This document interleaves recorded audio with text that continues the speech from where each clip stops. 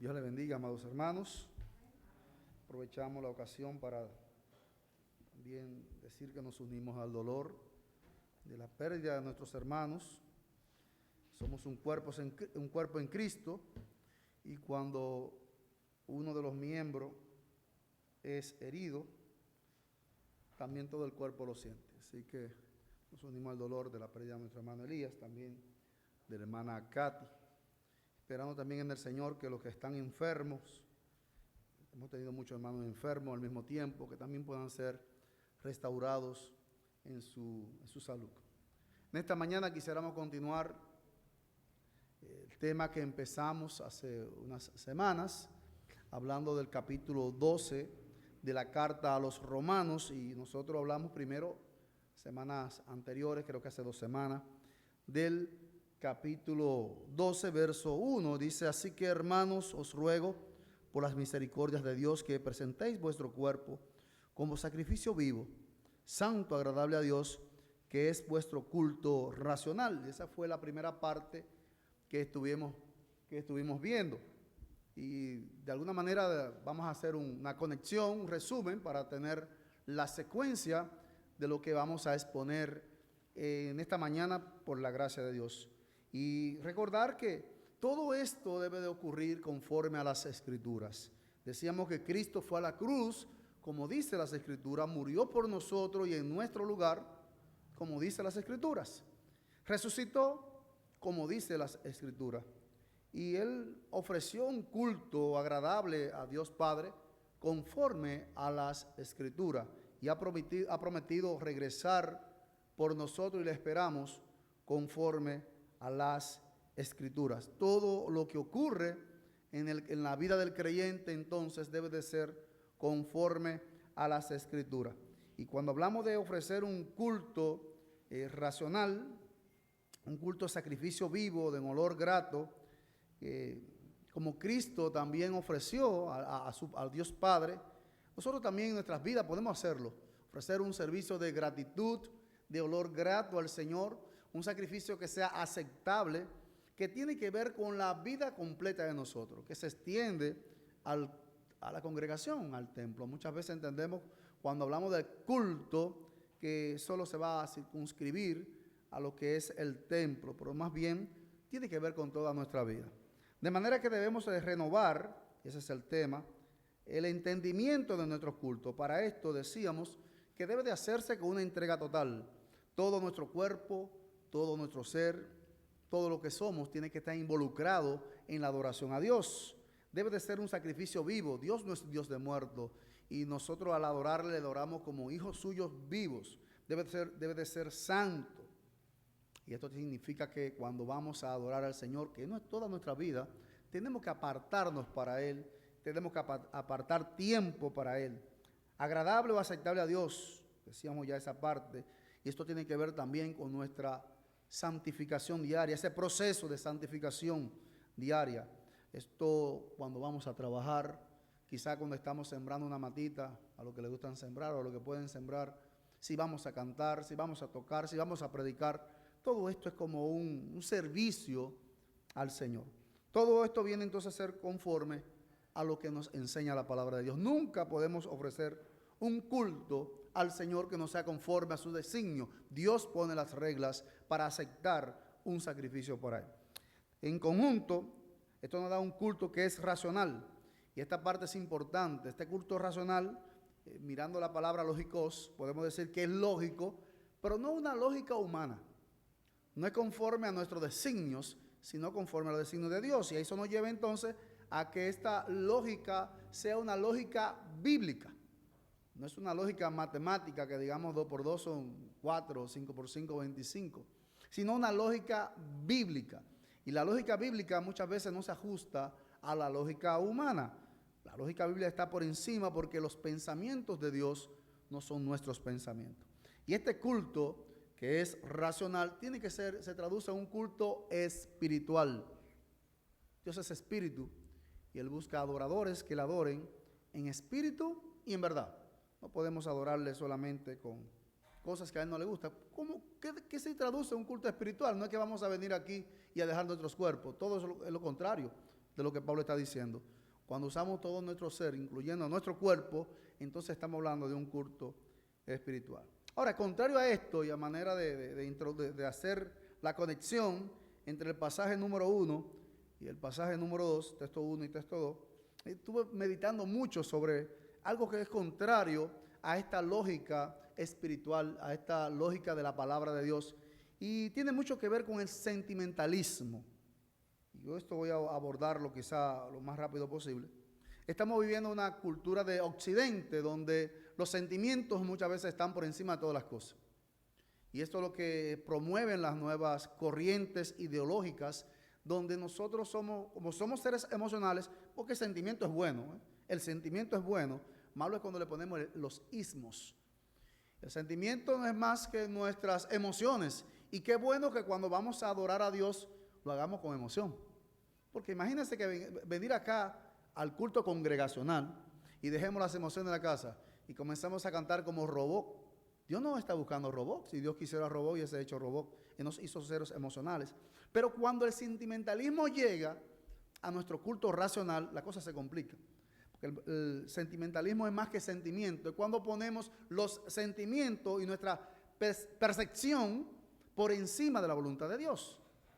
Y entonces nos convertimos en seres que centrados en lo que sentimos. Y esto es contrario a lo que enseña la palabra de Dios. Tenemos que tener cuidado de colocar las cosas, cada uno en su lugar. ¿Quiere Dios que le adoremos con sentimiento? Bueno, lo acabo de decir que sí. Que, claro, Dios quiere que lo hagamos con pasión. Cristo cuando fue a la cruz no envió su cuerpo, como dicen algunas corrientes teológicas, que Él estaba en otro lugar y que estaban creyendo que estaba muerto. No, Él fue con su cuerpo. Y cada clavo que entraba en su cuerpo, Él lo sentía. Claro que lo sentía. Y antes de, dice que salía de su cuerpo como gota de sangre, lo sentía. A veces decimos, no podemos sentir. Claro que sí, vamos a sentir. Eso no quita que sea un culto espiritual. Ahora, hay dos manifestaciones del sentimentalismo que pueden afectarnos en nuestra vida diaria, en nuestra vida devocional y en nuestro culto racional, no solo congregacional, sino en sentido general. Hay dos manifestaciones, al menos dos, hay muchísimas. Ya los que han estudiado esa parte de la conducta humana tienen más que decir al respecto, pero esto me llamaba mucho la atención. Cómo nuestra generación es una generación que busca mucho lo que es la autosatisfacción. Una manera de decir más delicada, de hablar del egocentrismo. Es una generación que por todos los medios busca sentirse bien y que las cosas se hagan en virtud de lo que demanda el corazón. Y esto, de alguna manera u otra, ha penetrado a la Iglesia Universal de Cristo. Escuchamos expresiones de personas que son creyentes, de haz lo que diga tu corazón. O hermanos, vamos a nuestro corazón abrirlo y que lo que salga de ahí sea lo que se haga. Seamos espontáneos, que el corazón sea lo que dictamine lo que estamos haciendo para Dios. Cuando la Iglesia Universal de Cristo aparece en este tipo de actitudes, debemos de reflexionar y detenernos a pensar si estamos llevando el culto espiritual que Dios merece y que demanda de nosotros, o simplemente estamos haciendo una reunión para nosotros sentirnos bien. El culto a Dios no es una sección grupal terapéutica. No venimos a la iglesia como un grupo de terapia para que alguien nos escuche y digamos algunas palabras y luego sentirnos bien. Cuando hablo del culto congregacional, no hablo de cuando nos juntamos acá en la congregación. El culto es para traer alabanza al Señor, para rendir culto por lo que Él es y por lo que Él ha hecho por nosotros. A veces hay tantas manifestaciones de la autosatisfacción y del egocentrismo, porque podemos sentir en algún momento que somos tan importantes.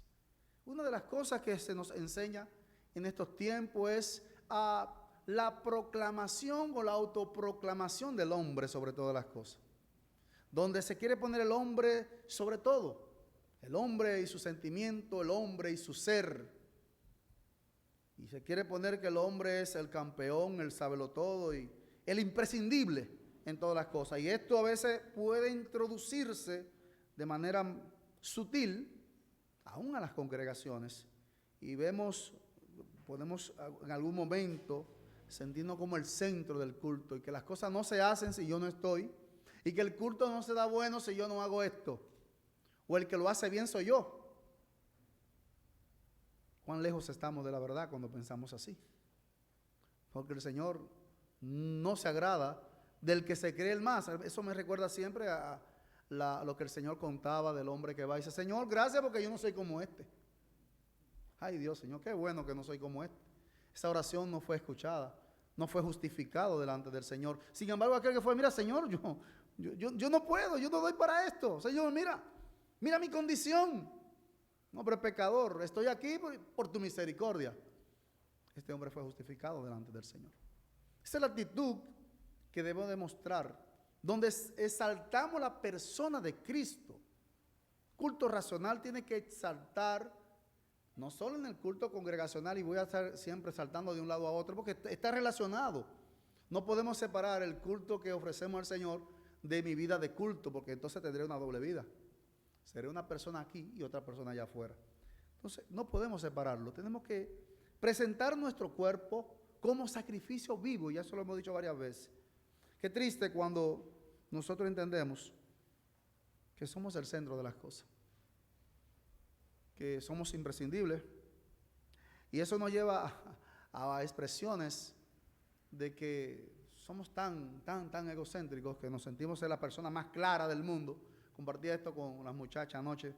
Dice: mira, a veces nosotros nos convertimos en legalistas, egocéntricos, porque estamos entre los hermanos y decimos: mire, yo soy una persona clara, yo le digo la verdad a cualquiera.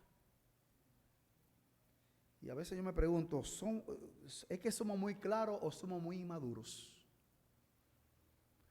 Porque somos tan rectos en decirle a otro, pero cuando alguien nos dice una falta o nos quiere corregir, somos hipersensibles. Oh, hermano, usted me ha ofendido.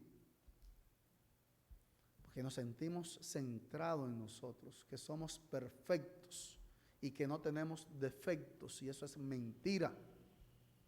La iglesia no es más que un grupo de pecadores arrepentidos que están tratando de alcanzar en el nombre del Señor. Pablo decía: yo no lo he alcanzado. Dígame, Pablo estaba en un lugar espiritual que si yo me comparo con el apóstol Pablo voy a quedar bastante distante. Y él mismo decía: yo no lo he alcanzado todo. Yo sigo, continúo, amados hermanos. Tratemos de ver la obra de Cristo en nosotros.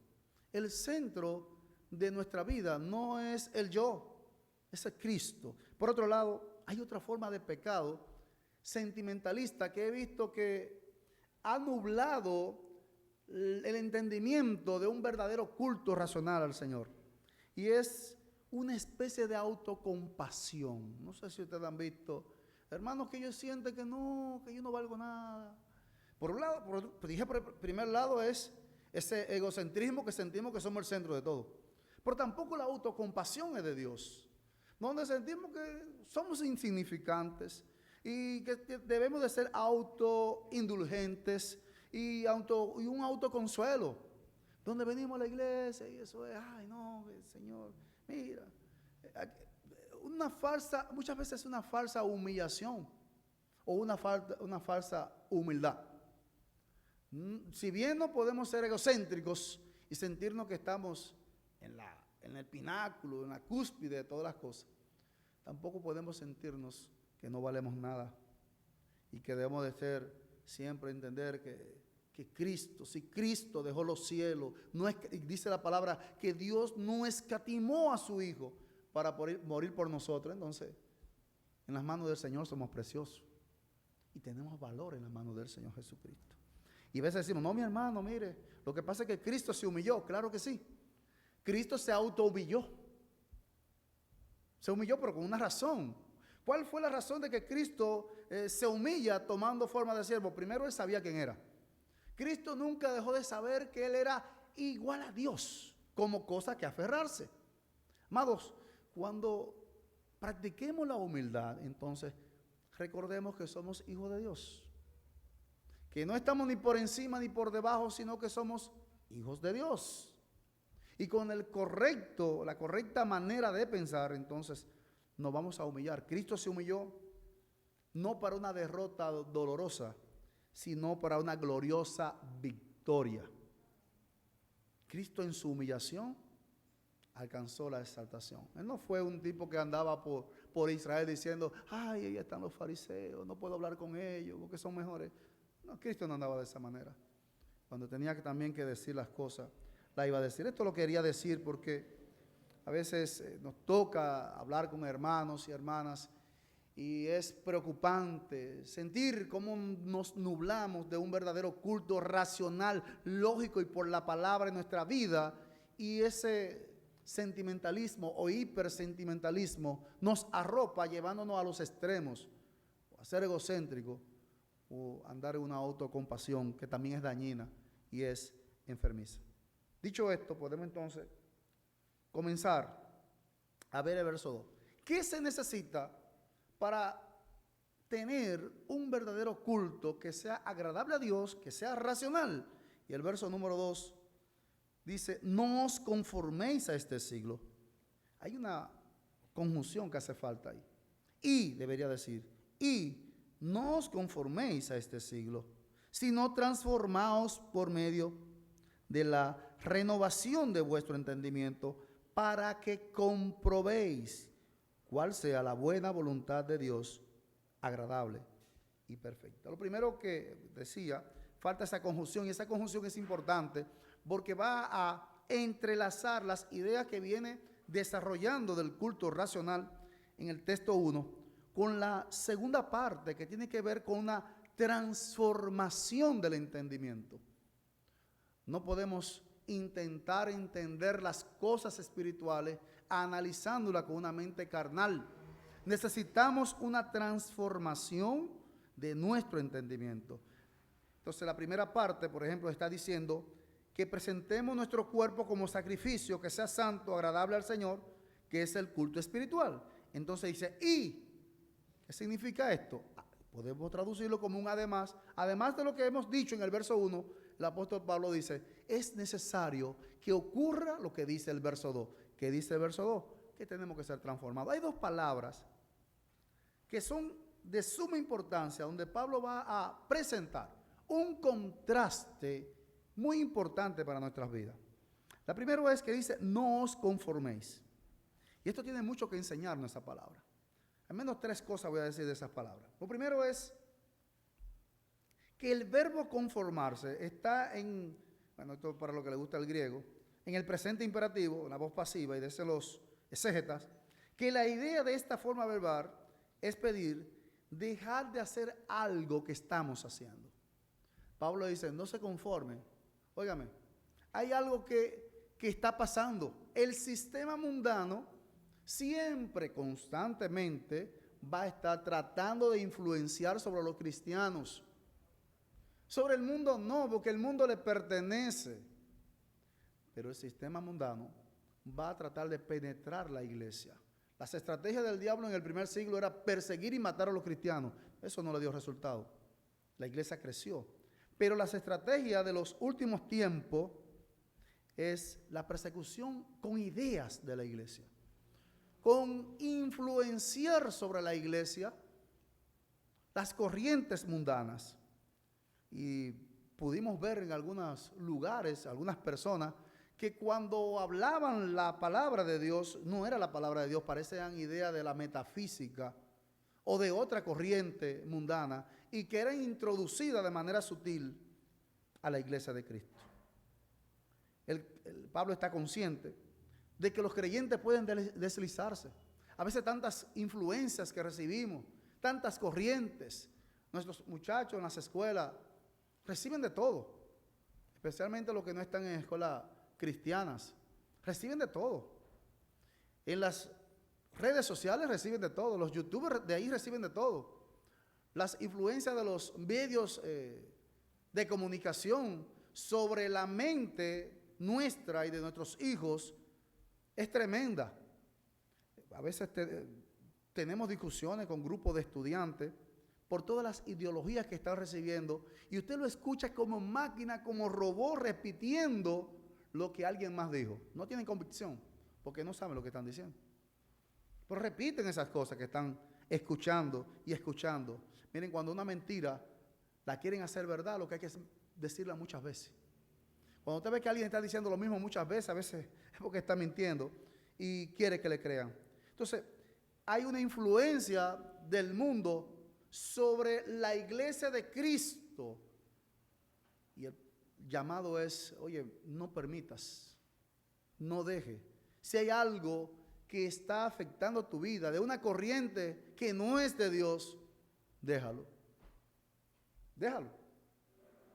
No te conformes a eso. Lo segundo, que esta palabra, no os conforméis, tiene que ver con amoldarnos al mundo, pero tiene que ver con una palabra griega que es un poquito difícil de pronunciar, sisgemafestai, de la raíz esgema.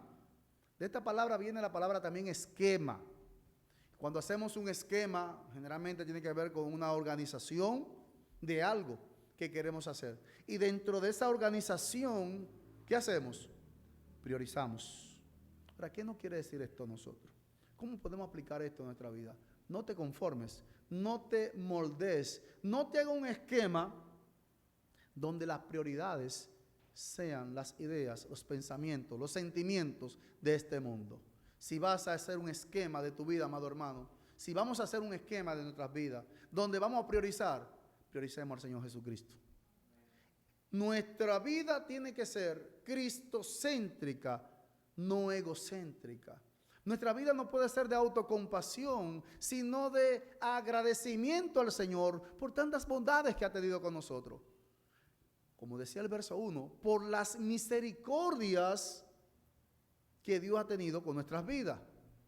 No nos ha dado lo que merecemos. Él no nos ha dado lo que merecemos. Y todas esas misericordias son para el disfrute, el aprovechamiento y el deleite de la iglesia de Cristo. Y todo eso está en Cristo. Y eso debe de llamarnos a nosotros a presentar un culto racional, donde no estamos moldeados ni estamos esquematizados por las influencias del exterior, sino que estamos guiados por la bendita palabra de Dios. No podemos salirnos de ahí, amado hermano. Todo lo que vamos a decir va a estar girando en torno a lo que dice la palabra de Dios. Nuestro molde no es el mundo. Cuando vas a un zapato, creo que utilizan unos moldes, ¿verdad? Y ahí miden, marcan. Nuestro molde es Cristo. No es el mundo, no son las ideas del mundo, no es lo que el mundo pueda ofrecernos. Pero la tercera idea que expresa este verbo de no conformarse, se refiere a la forma exterior. La forma exterior cambia. ¿Cuáles son más bonitos ahora que hace 15 años? Ninguno levantaron la mano. Bueno, Windry solamente. Ay, Eunice también muy bien, eso, ¿verdad? Es más bella ahora que antes de casarnos. No somos iguales físicamente, exteriormente, hace 5, 1 año, 10 años, que ahora. Pero si eres creyente, tu esencia sigue ahí. Entonces, la palabra que está aquí, conformarse, tiene que ver con la forma exterior. A veces se utiliza mucho la palabra camaleones. Camaleón puede adaptarse a los diferentes entornos donde está. Y entonces Pablo está diciendo, óyeme, no te conformes, no te conviertas en un camaleón. No quieras, cuando estás en la congregación, en la iglesia, ser el más espiritual, pero cuando estás en el trabajo eres el más impío. Oye, el mismo que eres, el mismo comportamiento que tienes dentro de la congregación es el comportamiento que debe de regir tu vida, aún en tu trabajo, en tus estudios, en la escuela, en tu casa, en tu habitación, en el baño, donde quiera que estés. Eso es lo que la palabra de Dios quiere decir. Eres de Cristo. Y como eres de Cristo, no eres un camaleón. Tú vives para Cristo, vive como cristiano. No te conformes. No te ponga un camuflaje. Los soldados cuando van a la guerra, dependiendo el entorno, se ponen un uniforme. Si van a la selva se ponen uno como de ramo, ¿verdad? Pero si van a donde hay hielo, se visten de blanco. El cristiano, donde quiera que esté, tiene que vestirse de cristiano. No puede usar otra ropa. La única ropa que el cristiano usa es la ropa que Cristo le ha dado, la ropa de la santidad. Nos hemos desvestido del hombre anterior y nos hemos revestido del nuevo hombre. Ese nuevo hombre, ¿conforme a quién? Conforme al Señor Jesucristo. Así que esa es la primera parte. En resumida cuenta, esta expresión, no os conforméis, lo que nos está diciendo es, confronta tu vida. Debo de confrontar mi vida para ver si hay algo en mi vida que no está rindiendo culto a Dios, si me estoy camuflajeando. Además, en el esquema de prioridades de mi vida, Cristo debe de ser el centro. Y tercero, esa primera parte, el molde de todo cristiano es la persona de Cristo. Hemos sido predestinados para que el carácter de Cristo se manifieste en nosotros. La segunda palabra que aparece, y la primera es no conforméis a este siglo, a este sistema. La segunda palabra es, sino transformaos. Tremenda palabra esta. La palabra transformación. Y esta transformación es diferente a la palabra conformar. Mientras la palabra conformar tiene que ver con la parte exterior, la transformación viene desde dentro. Hay un verbo griego ahí que viene de la raíz morfé, que quiere decir la naturaleza, la esencia inalterable de algo. Mientras que la primera palabra de conformarse, Pablo está diciendo, miren, por fuera no se hagan, no anden siendo iguales que los demás. Pero por dentro, ahora Pablo, es que el cambio viene desde dentro. Si es verdad que podemos cambiar exteriormente, pero hay una naturaleza en nosotros.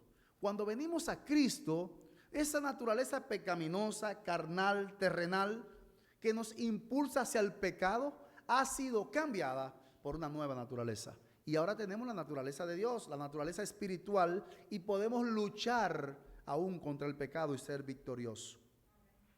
No solo se trata de algo exterior, sino que se trata de algo que viene desde dentro.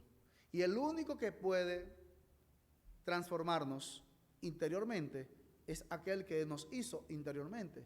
Solo el Espíritu Santo puede transformar y cambiar a las personas.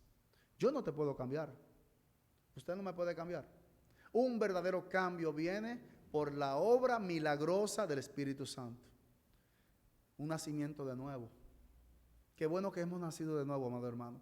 Si aún nosotros tenemos debilidades, si entre nosotros aún pasan problemas y tenemos una nueva naturaleza, imagínense que la iglesia hubiese sido hecha simplemente con hombres con la vieja naturaleza.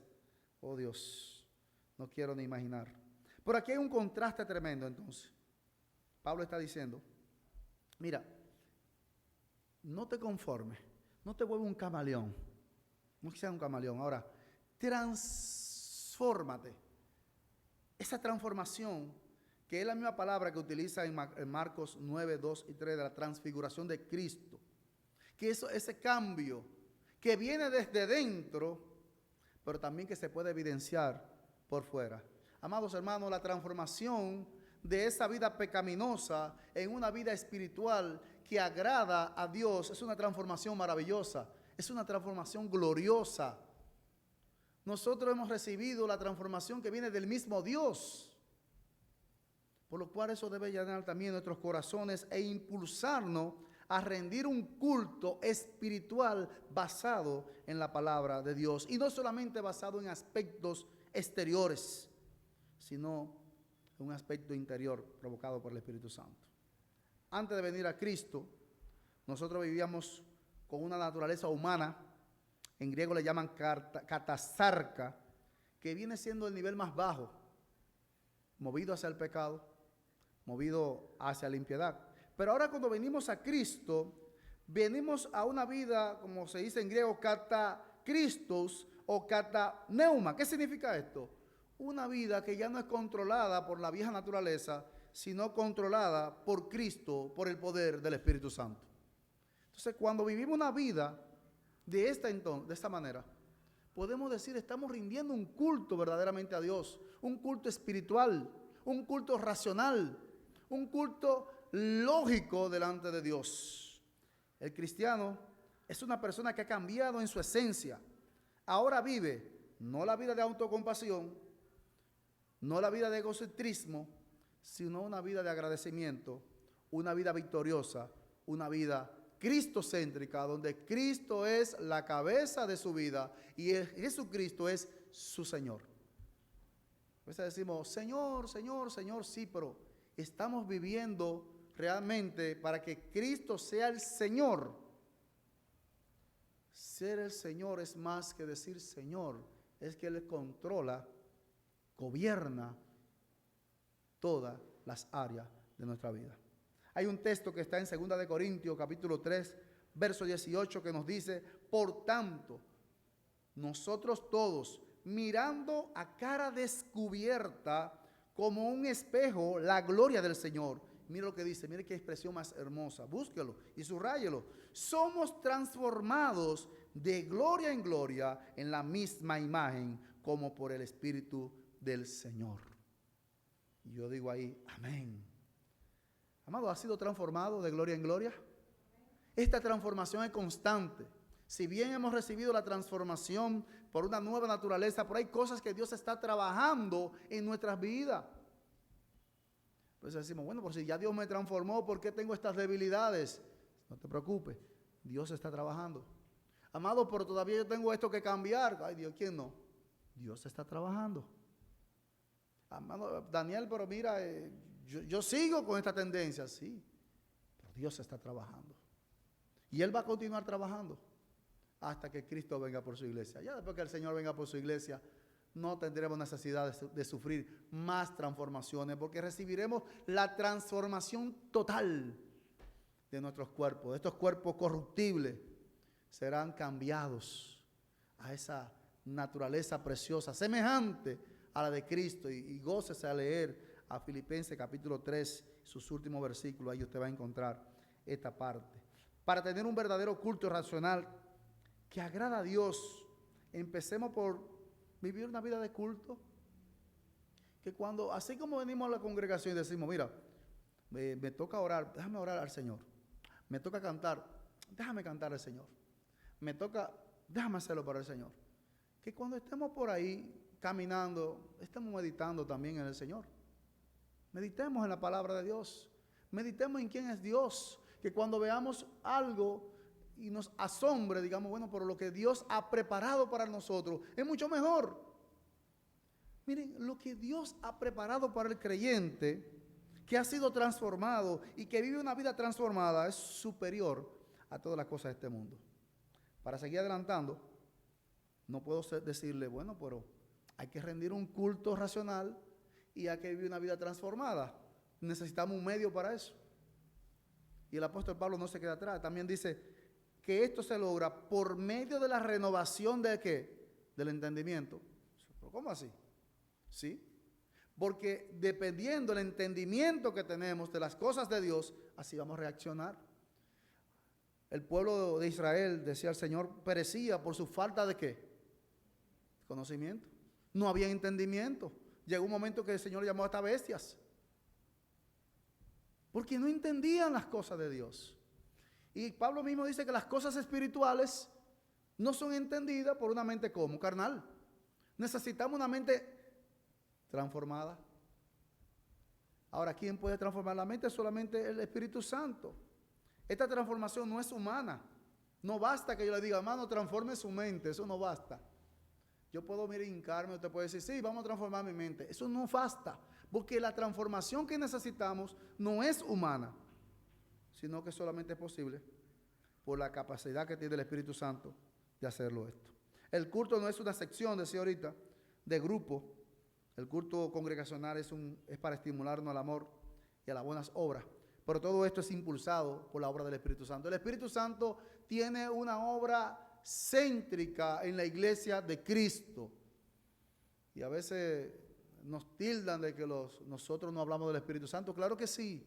Que no le damos importancia al Espíritu Santo. Claro que sí.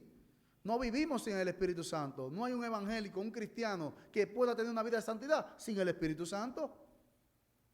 Que puede vivir una vida legalista Puedo vivir una vida cualquiera, una vida de simulación, pero una vida de santidad verdadera, una vida de comunión, una vida de culto racional, solo a través del Espíritu Santo. Así que el Espíritu Santo juega un papel vital en la iglesia de Cristo. Vital en la iglesia de Cristo. La palabra que usa para renovación es anakainosis. Mire, esta palabra renovación y para la palabra nuevo, hay dos palabras griegas. Está la palabra neos y la palabra kainos. Neos se refiere a tiempo. Por ejemplo, el vehículo que va a comprar, la casa de Windry, es una casa neos, es nuevecita. Se la sacó de caja. Gracias a Dios y Ale, que fue el arquitecto, a hacer la promoción. Eso es una casa nueva. Cuando compra una camisa, es neo, es nuevo. Pero la palabra kainos, que es la que se refiere aquí, tiene que ver con nuevo en carácter y naturaleza. ¿Qué naturaleza teníamos? La naturaleza caída. ¿Qué carácter teníamos? El carácter del mundo. Ahora el apóstol Pablo está diciendo, espérate, con esa tú no puedes rendir un culto racional al Señor. Con esa naturaleza caída, con ese carácter pecaminoso, no puedes rendir un culto verdadero a Dios. Necesita que tu mente sea transformada. Necesita que tu mente sea transformada para entonces poder rendir ese culto racional. Cuando Cristo llega a ser el centro de nuestras vidas, es cuando podemos presentarle a Dios el culto verdadero, la ofrenda verdadera, la vida que agrada al Señor. ¿Que consiste en qué? En ofrecerle a Él cada momento, cada acción, todo nuestro ser. Y finalmente dice, porque es necesario que también probemos esto. Esto no es teoría. Esto no es un asunto de que yo rindo un culto al Señor y llego al culto y me voy igual, no. O vivo una vida de entrega al Señor y vivo igual, no. Dice, para que comprobéis. Y esa palabra es poner a prueba para aprobar algo. Dice, para que comprobéis cuál sea la buena voluntad de Dios, agradable y perfecta. Amados hermanos, mientras somos transformados desde adentro hacia afuera, hay pruebas evidentes en el exterior de esa transformación. Hay pruebas de que nosotros nos conducimos conforme a la voluntad de Dios y podemos comprobar esa voluntad de Dios en nuestras vidas. La podemos comprobar que esa es santa de manera intrínseca, desde dentro la voluntad de Dios es buena. Quizá no nos agrade en un momento. Hay momentos que la voluntad de Dios a mí no me ha agradado. Y yo he orado, no sé si usted lo ha hecho alguna vez, con una lista de instrucciones para que Dios obre conforme a lo que yo deseo. Señor, tengo un problema. Arréglalo, pero arréglalo así. Luego, paso 2, Dios. Dios, luego da el paso 3. Y luego da el paso 4. Y viene el Señor luego y lo hace como Él quiere y queda mejor. Porque queda mejor. A veces lo que he dicho, Señor, hazlo como tú quieras. Y viene el Señor y arregla la cosa. Y yo, ¿y cómo fue que lo arregló? No sé, pero lo hizo. Porque Él es bueno. Y su voluntad es buena, aunque a nosotros en el momento no nos va a agradar. Pero en la eternidad nos daremos cuenta que estábamos equivocados. Aunque podemos comenzar desde ahora, comprobar que su voluntad es buena, es agradable, es perfecta, nos ayuda a madurar. La voluntad de Dios nos ayuda a madurar, nos ayuda a crecer y nos va a ayudar a presentar el culto que el Señor quiere. Lo que el apóstol Pablo está expresando aquí es el propósito de la renovación de la mente. ¿Para qué necesitamos renovar la mente entonces? Para comprobar la voluntad de Dios, comprobar que es buena. Si evaluamos la voluntad de Dios desde nuestra naturaleza caída, si evaluamos la voluntad de Dios desde nuestros propios sentimientos, es difícil que la encontremos buena. Yo no creo que Job, en su momento de aflicción, dijera, wow, qué bueno estar enfermo. Hey, qué bien se ve en esta llaga, ¿ve? Yo arrancándome aquí. Ha pasado por pruebas difíciles, amado hermano, ¿verdad? Momentos de dolor hemos pasado todos. Yo no creo que de ese momento uno dice, wow, pero qué chévere estar doloroso así. Mira qué bien. Hey, qué tristeza más buena. A veces en ese momento no lo entendemos.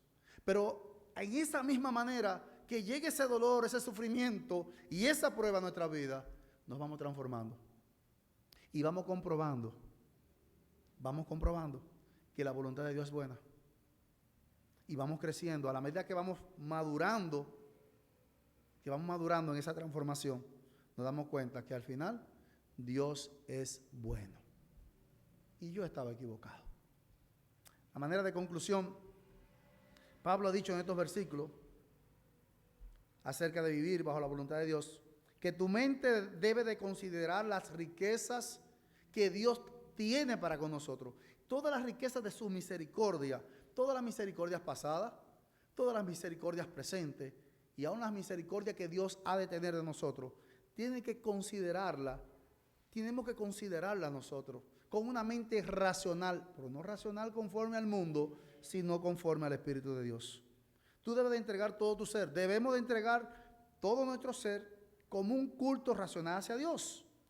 Y esa es la parte que se refiere a presentar nuestro cuerpo como sacrificio vivo. Tercero, esto es la parte de la conclusión, debemos resistir constantemente. Amados hermanos, lo voy a repetir, debemos de resistir constantemente a los pensamientos y las influencias de este mundo. El mundo no descansa, el mundo no se para. Y nosotros nos pararemos, nos vamos a conformar o vamos a transformarnos. Por el enfoque de la palabra de Dios y una relación, tenemos que poner nuestro enfoque en la palabra de Dios y tener una relación con Cristo, de identificación con Él, identificarnos con el Señor. Esto es transformados por medio de la renovación de nuestro entendimiento. Si hacemos esto, si obedecemos al Señor en todo, entonces nuestra vida será cada día más transformada y viviremos conforme a la voluntad del Señor. Y vamos a comprobar en esta vida lo bueno que es la voluntad de Dios, lo agradable y lo perfecta que es. Nosotros podríamos decir, bueno, la voluntad de Dios es buena, porque fue bueno con Job, porque fue bueno con Moisés, porque fue bueno con Abraham. Ahora te pregunto, ¿has comprobado que la voluntad de Dios es buena para tu vida? Eso solamente se comprueba cuando somos transformados. Cuando pasamos por circunstancias donde el Señor nos tiene, donde tenemos que entregarnos y rendirnos. Sí, Señor, no puedo más, esto yo no lo puedo resolver. Y el Espíritu Santo entonces comienza a trabajar en nuestras vidas. Y nos damos cuenta de que ciertamente Dios ha sido bueno para con nosotros. Hermanos, agradezcamos al Señor. Vamos a vivir una vida para el Señor. Dirá Daniel, pero ¿y es posible? Bueno, el Espíritu Santo está ahí para fortalecernos. Y si tengo una debilidad, bueno, el Espíritu Santo está ahí para ayudarnos y fortalecernos. Y si viene una caída, el Espíritu Santo está para levantarte. Entonces, ¿no somos perfectos? No, no lo somos. Lo que es perfecto es la voluntad de Dios. Entonces, si nosotros no somos perfectos y la voluntad de Dios es perfecta, ¿qué nos toca a nosotros? Acercarnos a la perfección, acercarnos a su voluntad. Y ese es el consejo para nuestras vidas en estos dos mensajes. Presentemos nuestras vidas como culto. Nuestra vida no nos pertenece. Si sacrificamos nuestra vida y la presentamos al Señor como ofrenda, yo no creo que ninguno de ustedes cuando pone la ofrenda acá, luego viene a la media hora y le dice, Eliseo, pásame la mitad, que es mía. Ya usted ofrendó, ya eso no es suyo. Entonces si mi vida es una ofrenda al Señor, ya no nos pertenece, le pertenece a Cristo. Dejemos que Él sea que nos gobierne, que nos conduzca, dejemos que Él sea que nos moldee, que nos haga a su forma. En algunos momentos nos va a doler, porque cuando el alfarero toma el lodo, yo he dejado de cantar ese corito, porque cada vez que cantaba ese corito, toma mi vida y hazla de nuevo, yo quiero ser, ¿han escuchado esa canción? Yo quiero ser un vaso nuevo. Cada vez que decía eso me venían 4 y 5 pruebas. Dejé de cantarla para que el Señor me diera un chance. Ya no la canto casi. No, desde que dejé de cantarla. Pero esa debe ser la actitud. De decirle, Señor, toma mi vida. Ay, hazla de nuevo. Qué lío. O sea, que te quita la forma que tú tienes. Óigame, eso no se hace con cariño. El alfarero no dice, ay, mira, este chin de lodo. Ay, este chin de lodo. Y agarra. Y de ahí de apretar y de apretar y apretar.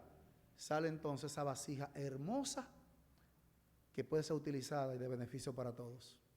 Que el Señor nos transforme, nos ayude entonces a que nuestras vidas sean cambiadas para su gloria y beneficio de sus hijos. Te damos gracias, Señor. Aquí estamos nueva vez delante de ti. Como vasos que tienen todavía cosas que cambiar. Es difícil orar esto, la verdad que sí. Cuando oramos con sinceridad, toma mi vida y hazla de nuevo. Wow, sabemos que pueden venir cosas que nos van a doler. Pero tu voluntad es santa, tu voluntad es agradable y tu voluntad es perfecta. Señor, haz lo que tú quieras, porque al final somos tuyos. Permítanos glorificar tu nombre donde quiera que estemos y que podamos servirte, Señor, que podamos servirte a ti en todo. En el nombre de Cristo. Amén. Señor les bendiga, amados hermanos. Dios les guarde y gracias por escucharnos este tiempo.